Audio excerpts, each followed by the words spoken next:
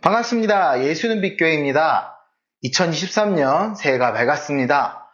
우리에게 주시는 참된 은혜를 기대하며 함께 말씀 나누기 원합니다. 모든 것이 새롭게 시작되는 1월 1일 첫 예배, 하나님께서 우리에게 주시는 말씀은 스가랴 2장 1절에서 13절까지입니다. 제가 가진 구약성경 1314면입니다. 함께 본문 말씀 보겠습니다. 구약성경 선지서에 있는 스가랴 2장 1절에서 13절까지의 말씀입니다. 함께 본문 말씀 보겠습니다. 내가 또 눈을 들어본즉 한 사람이 측량줄을 그의 손에 잡았기로 내가 어디로 가느냐 물은즉 그가 내게 대답하되 예루살렘을 측량하여 그 너비와 길이를 보고자 하노라 하고 말할 때 내가 말하는 천사가 나가고 다른 천사가 나와서 그를 맞으며 이르되 너는 달려가서 그 소년에게 말하여 이르기를 예루살렘은 그 가운데 사람과 가축이 많으므로 성곽 없는 성읍이 될 것이라 하라. 여호와의 말씀에 내가 불로 둘러싼 성곽이 되며 그 가운데에서 영광이 되리라. 오호라 너희는 북방 땅에서 도피할지어다. 여호와의 말씀이니라. 이는 내가 너희를 하늘 사방의 바람같이 터지게 하였음이니라. 여호와의 말씀이니라. 바벨론 성에 거주하는 시온아 이제 너는 피할지니라. 만군의 여호와께서 이같이 말씀하시되 영광을 위하여 너희를 노략한 여러 나라로 보내셨나니 너희를 범하는 자는 그의 눈동자를 범하는 것이라. 내가 손을 그들 위에 움직인즉 그들이 자기를 섬기던 자들에게 노략거리가 되리라 하셨나니 너희가 만군의 여호와께서 나를 보내신 줄 알리라. 여호와의 말씀에 시온에 따라 노래하고 기뻐하라. 이는 내가 와서 내 가운데에 머물 것임이라. 그날의 많은 나라가 여호와께 속하여 내 백성이 될 것이요 나는 내 가운데에 머물리라. 내가 만군의 여호와께서 나를 네게 보내신 줄 알리라. 여호와께서 장차 유다를 거룩한 땅에서 자기 소유를 삼으시고 다시 예루살렘을 택하시리니 모든 육체가 여호와 앞에 잠잠할 것은 여호와께서 그의 거룩한 처소에서 일어나심이니라 하라 하더라. 아멘. 새해 첫 주 함께 말씀을 나눌 수 있도록 인도해 주신 하나님께 영광 돌립니다. 우리 한 해 시작하면서 각자 새로운 계획 세우고 또 소망을 갖고 시작하시죠. 여러분 어떤 소망을 갖고 계십니까? 소망은 어떤 일을 바라는 것을 이야기하지요. 우리에게 어떤 소망이 있을까요? 우리는 또 어떤 소망을 품고 살아갈까요? 오늘은 구약 스가랴에서 나타난 하나님의 역사 그리고 그분이 우리에게 전하시는 참된 소망의 말씀을 찾고자 합니다. 스가랴서는 구약의 끝자락에 있지요. 스가랴라는 이름은 여호와께서 기억하시다라는 의미를 갖고 있습니다. 스가랴서는 1장에서 8장까지는 성전 재건이 시작되기 이전의 이야기이며 특히 오늘 본문이 있는 1장에서 6장까지는 8가지 환상을 보여주시는 내용을 담고 있습니다. 7, 8장은 금신에 관한 질문이 담겨 있습니다. 그리고 드디어 성전 재건 이후의 상황이 9장에서 14장까지 기록되어 있습니다. 정확하게는 9장에서부터 상황은 언제인지는 알 수 없지만 몇 가지 단어들로 예상하는 것뿐이죠. 예전에 청년부 사역하면서 인생의 주제 성구를 꼭 만들어 보라고 이야기한 적이 있습니다. 여러분도 꼭 인생의 주제 성구를 만들어 보시기 원합니다. 오늘 본문이 있는 스가랴서에도 개인적인 인생의 주제 성구가 있습니다. 스가랴서 4장 6절입니다. 그가 내게 대답하여 이르되 여호와께서 스룹바벨에게 하신 말씀이 이러하니라. 만군의 여호와께서 말씀하시되 이는 힘으로 되지 아니하며 능력으로 되지 아니하고 오직 나의 영으로 되느니라. 아멘. 여러분의 삶에서도 함께 역사하시는 하나님의 능력을 경험하시기 축복하고 기도합니다. 자, 오늘 본문이 있는 스가랴의 중요한 주제는 바로 참된 소망을 주시는 하나님의 역사입니다. 함께 오늘 본문 13절을 볼까요? 모든 육체가 여호와 앞에서 잠잠할 것은 여호와께서 그의 거룩한 처소에서 일어나심이니라 하라 하더라. 포로로 끌려간 이스라엘은 하나님께 구원을 외쳤습니다. 마치 애굽의 구원을 바라던 그들의 조상들의 모습이 그려지지요.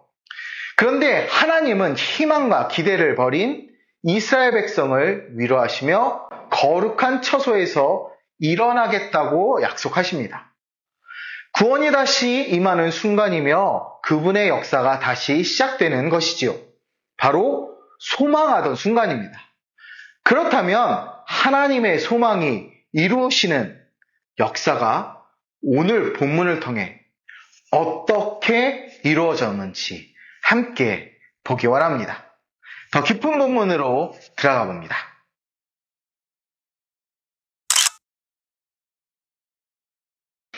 에스라 1장에서 바사왕 고레스의 페르시아 왕 고레스의 칙령으로 포로 귀환과 성전 건축이 시작되지만 이후 성전 건축이 16년 동안이나 중단되어 있던 상황이었습니다. 1년 정도 공사를 하다가 주변의 반대와 백성 간의 분열 등으로 건축이 방치된 상황이었죠. 이러한 과정에서 성전이 재건되고 과거 이스라엘의 영광이 재현될 것이라는 기대는 그렇게 쉽게 하기 힘든 상황이었습니다. 한마디로 말하면 소망이 무너진 상태였던 것이죠. 절망 속에 빠져 헤매는 상황이었다는 것입니다. 그러나 하나님은 스가랴 선지자에게 측량줄을 잡고 있는 사람을 환상으로 보여주십니다. 측량줄과 예루살렘 측량은 에스겔 40장에 나온 예언을 떠오르게 합니다. 에스겔은 장차 세워질 예루살렘의 크기를 구체적으로 제시합니다.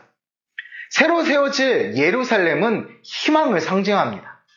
에스겔은 바벨론에 끌려가 한숨 짓고 있던 이스라엘 백성에게 앞으로 세워질 예루살렘 성전의 청사진을 보여주면서 다시 회복될 것을 예언합니다. 그들이 하나님의 심판을 받고 절망 가운데 있지만 하나님은 그래도 그들이 희망을 잃지 않기를 간절히 바라셨던 것입니다. 에스겔이 전했던 새 예루살렘 환상의 가장 인상적인 특징은 성전의 규모가 매우 구체적으로 제시되었다는 것이죠.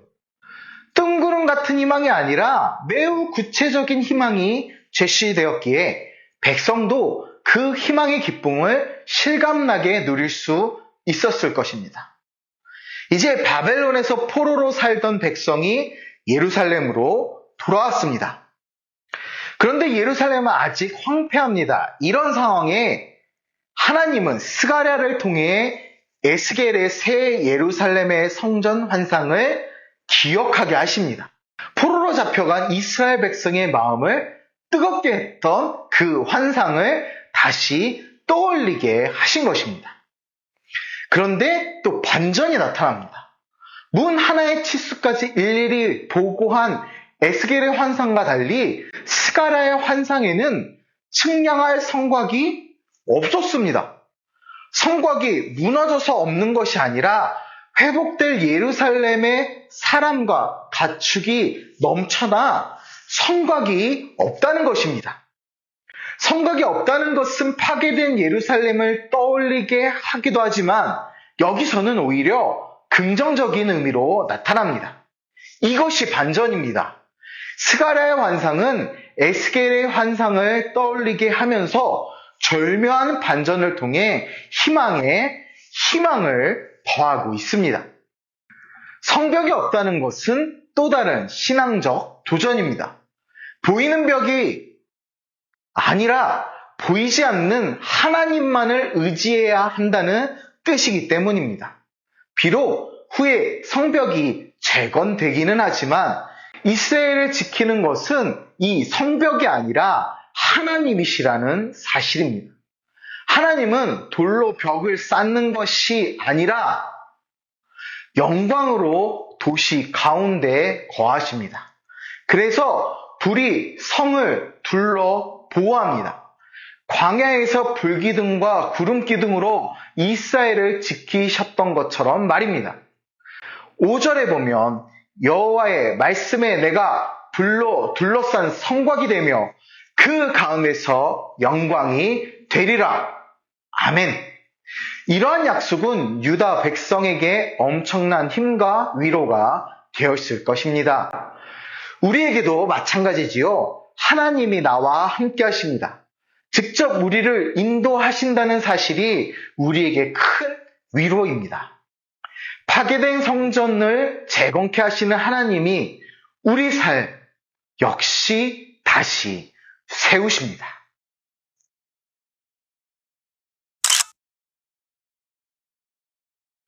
유다 백성이 포로 생활하는 70년간 하나님은 침묵하시듯 보였습니다.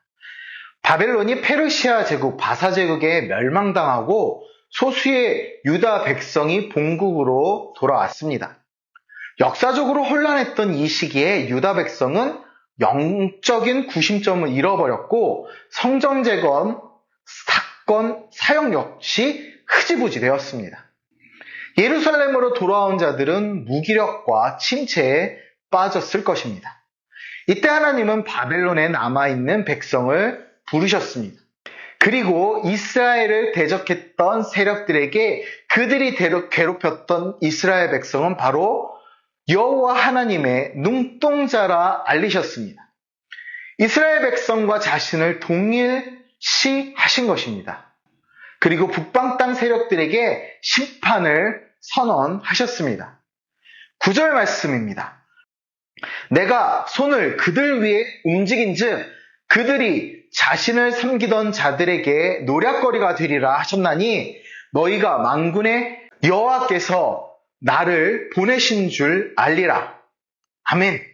그렇습니다. 하나님은 행동하시는 분입니다. 그 행동을 우리가 방해하고 있지는 않은지 돌아보아야 합니다. 대적에게 심판을 행하시는 하나님을 믿으십시오. 역대하 20장 12절에 보면 야하시엘이 이르되 온 유다와 예루살렘 주민과 여호사밧 왕이여 들을지어다. 여호와께서 이같이 너희에게 말씀하시기를 너희는 이 큰 무리로 말미암아 두려워하거나 놀라지 말라. 이 전쟁은 너희에게 속한 것이 아니오 하나님께 속한 것이니라. 아멘. 전쟁은 누구에게 속했습니까? 그렇습니다. 하나님께 속했습니다. 여러분의 대적을 능히 물리치실 하나님이십니다.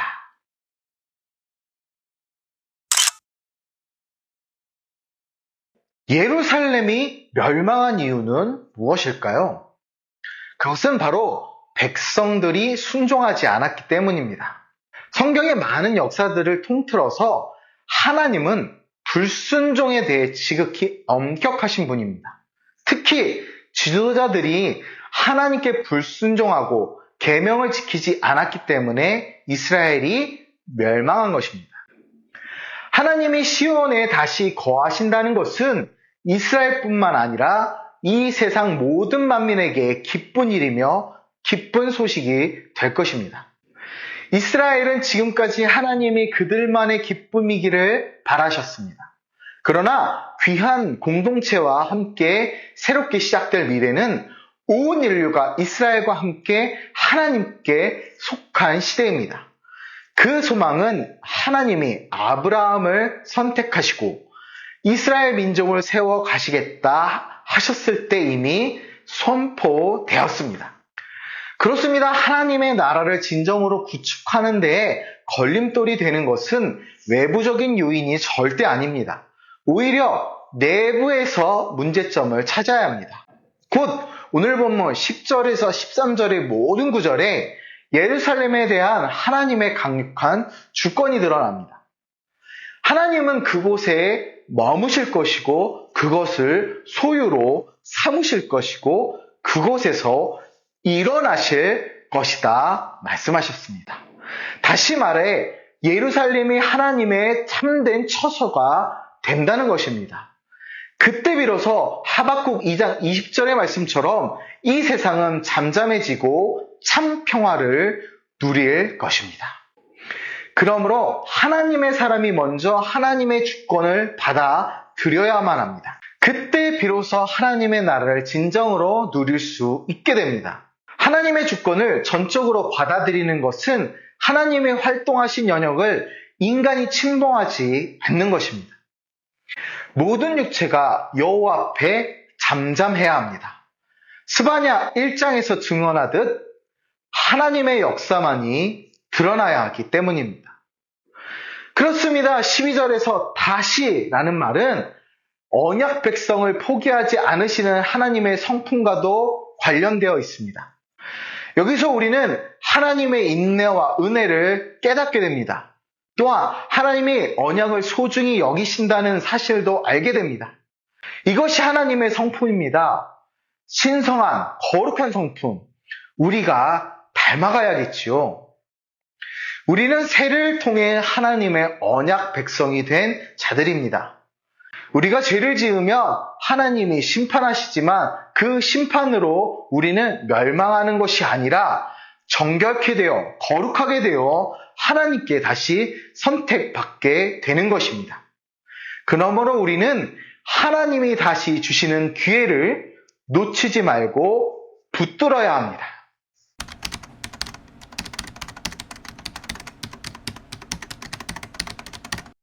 우리 하나님은 말씀하시고 행동하시는 분입니다. 우리에게 소망을 품고 그 소망을 전하시는 하나님이십니다. 거룩한 처소에서 일어나시는 하나님, 우리 삶 가운데 새롭게 말씀하시고 행동하시는 하나님을 찬양합시다. 함께 우리를 세우시는 하나님의 은혜를 찬양하며 기도하기 원합니다.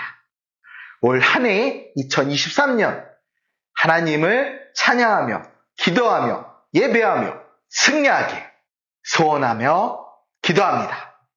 감사합니다.